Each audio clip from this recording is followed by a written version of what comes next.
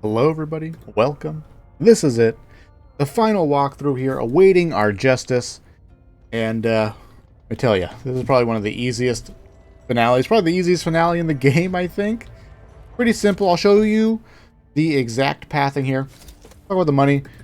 Spend your money as you see fit, right? Like all good stuff and dandy. One thing to consider though, is that I have seen medicine cabinets in the finale zone. There's like all of those supply cages that you can open up, and sometimes there's copper in them, and you might go, why are they giving us copper? There's actually I've seen medicine cabinets inside some of those supply cages, so there's an opportunity to potentially heal yourself in the middle of the fight with copper. So one thing to consider. I just remembered. I need to do laundry. Remember that too. Now I'm going to show you the exact pathing that I take. I'm going to help to differentiate between lower, central, and upper shafts. And then we'll just talk about what good RNG, bad RNG is. For the most part, there's not a lot of tricks going on here. Typically, I just stay up here for this part. And no hope mode with the bots. No need to jump down to our death. The pathing I take is to the right first immediately. Now you can actually see some cages over there. Notice that any cage that you can ping with that door is a place where people can be saved. I usually go right though. This is taking us to the lower shaft. Beware sleepers in a lot of these cells. One thing to note here, if the cell does not have a person in it, it'll be open and it'll be dark. If the cell does have a person in it, it'll be closed and it'll be light. So in fact, I can tell that there is nobody over there, because typically it'll be brighter. Something you get that like that same colored light. Nothing over there, right? Totally empty. But the pathing I would take is from the elevator this way. Run down, I check, right? You can check right there. Check, check, check. Marcel right there. Check right here. Nothing. You can sort of see right here. I don't typically run down this hallway. There's no need to specifically. Excuse me. So we can sort of see nothing there. Then I'll backtrack a little bit. Then I go down right here. Pop us out to another possible check. And then we can see that cage right there. So now we know where to go. Right, but still lower shaft right there. A little finicky about shooting through these cages. There's a cage right there, possible. Right here. And that is the entirety of the lower shaft. And this is all lower shaft. Man, I mean the innuendos, am I right? So basically from here, all the way up to here, is the lower shaft. Damn you, turtle rock. So, I mean, that's the elevator right there, right? So it's pretty clear cut. First sleeper we encountered, we walked in. We'll counter it. For the most part in this entire map, there's no like... There's like one place where you can like truly put yourself in and get like a good choke point. For the most part, you're just going to park yourself in a place where you got 2 or 3 clear directions. I usually don't like to stay exactly inside of the cage. The cage, I'll play outside of one. Sort of use it as like a place to fall back to. So, that is the lower shaft.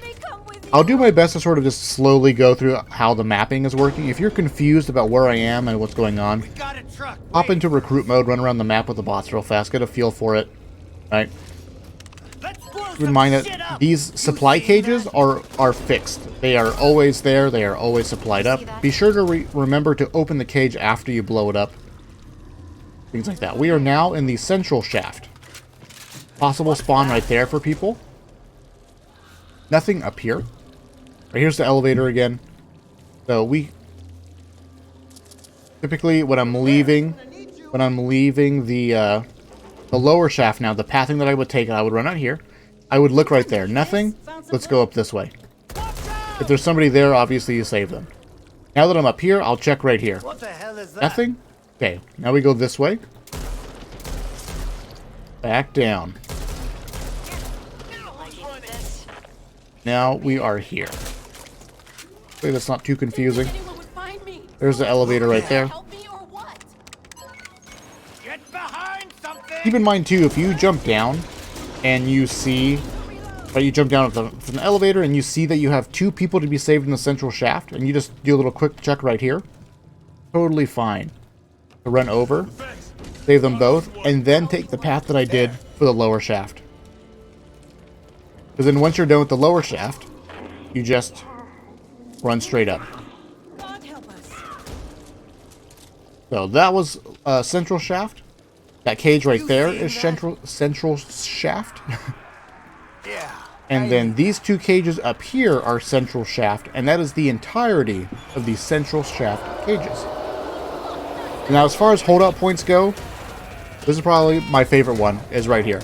Looking to stabilize, looking to take a breather, right?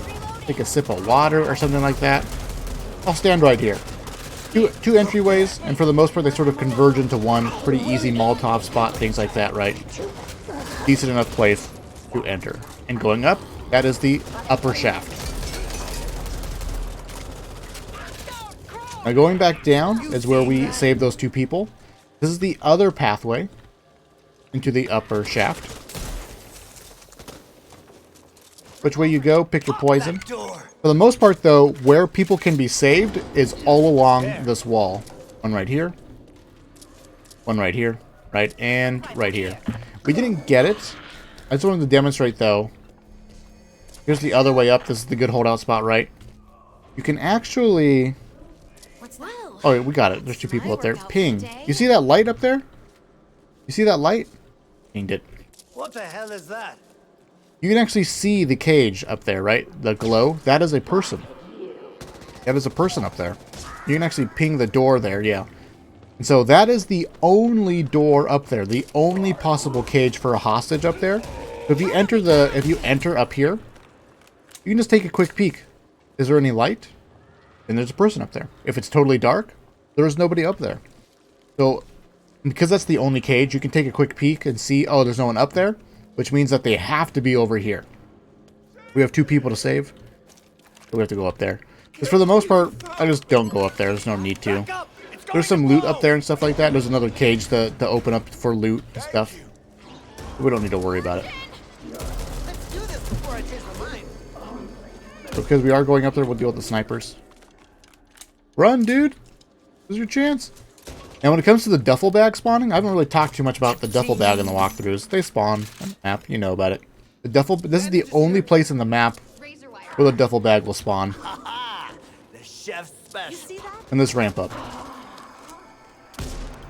There's a loot cage right there.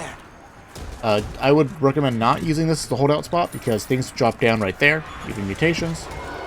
The only place in the game, really, where you can truly get your back into a wall is this place right here, up here. Literally just, only way in is right here. They jump over right there primarily. Usually I'll play sort of right here, out in the open. Sort of a nightmare for the bots, not ideal for the bots at all. But if anything bad happens, we just take cover in here.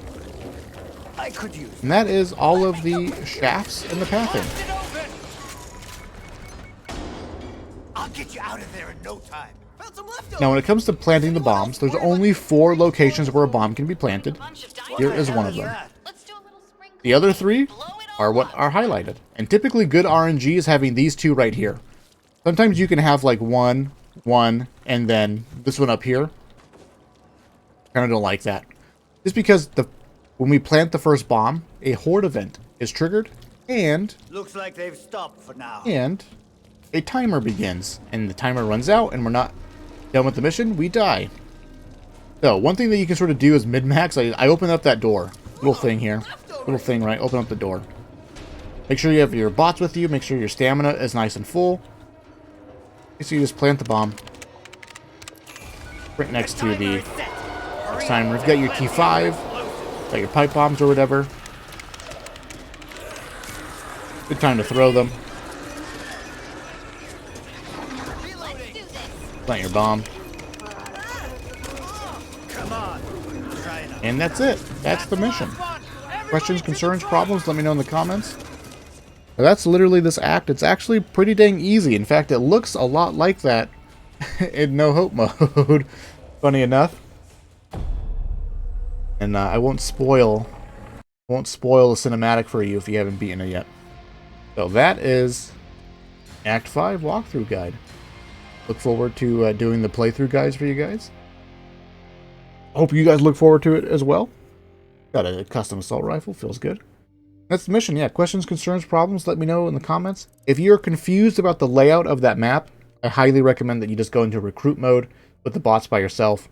Do a couple of laps, run around, figure it out, get used to it, and you'll be good to go. The second you learn it, it's easy peasy. And you'll sort of like just be able to figure out, oh, where the light is as far as the hostages go and things like that. Pretty dang simple. And of course, if you're desperate to finish it, don't pick up the duffel bag. Keep your stun gun. Take no risks. Trust no one. Things like that. Thank you guys for watching. I appreciate it, and I will see you in the future.